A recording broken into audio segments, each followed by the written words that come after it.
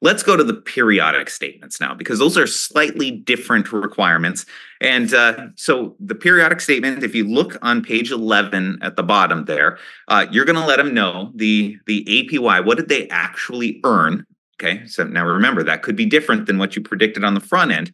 What is the interest that was paid during that period? Any fees that might have been paid during that period, and it has to be an itemized list of fees with the dollar and the type. So the type of fee, we'll talk about that in a little bit too. So you gotta lay out what exactly was the fee and what exactly was the amount.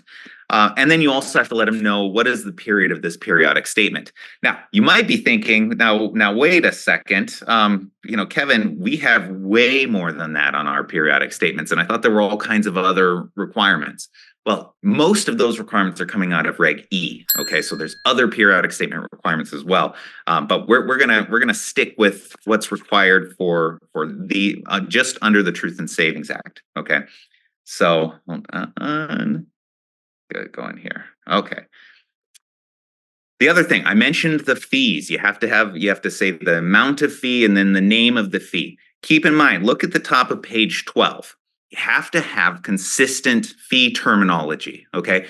So in other words, the fees on your periodic statement need to match the fees as you describe them on your initial account opening statements. Okay. And you don't have a lot of wiggle room here. Now, I understand that a lot of times, you have limitations on like how those fees can be put onto the periodic statement. Sometimes there are character restrictions, like you can only have up to, maybe 15 characters in that field. It doesn't matter. You have to have consistent fee terminology. Remember the underlying problem here. We are trying to get information to consumers so that they're not confused. The problem was, sometimes when you're looking at your periodic statement and then you're looking back at your account opening agreement, if you are using different terms for different fees, that can lead to confusion. So there's some examiners are very nitpicky on this. In fact, if you look at the examples, look at what it's under letter A, page 12, and these are real world examples. NSF fee versus insufficient funds or non-sufficient funds. Okay. Now, I know you might look at those and those are all the same things. Insufficient funds is the same as non-sufficient funds. NSF means non-sufficient funds. Okay. But we all know too much. Okay. The underlying logic here is make them match up. You want your account opening disclosures to match up with your periodic statement so I can go from one to the other and not get confused. And then any change in terms, any change in term notice that you send out, you want to use consistent statements through all of these. So whatever your descriptions are, make sure they match up. Look at the other one. Another common one that we see out there. It's references a maintenance fee on one disclosure, but it's a service charge maybe on the periodic statement. So keep in mind, you have to make sure that those match up, or you have to have and if they don't match up, I've seen in some circumstances, your system has to call it a certain thing. Okay.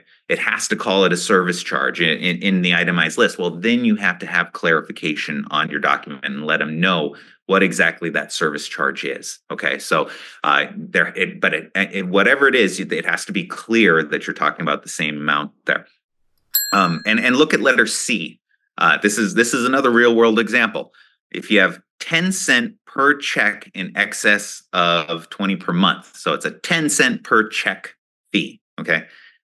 But that is different than a 10 cent for every debit in excess of 20 items. Okay. You need to know what your system is doing. Is it charging the fee just for checks, or is it charging the fees for all debits? And you need to make sure that your system is doing what you're saying, and that you're doing what you say, and that you say what you do. So whatever your system is doing, it needs to match up, and you need to be very crystal clear on this, because this is an area, we'll get to some other real world examples here in a little bit. This is an area that the regulators are really honing in on. So you need to be aware of it.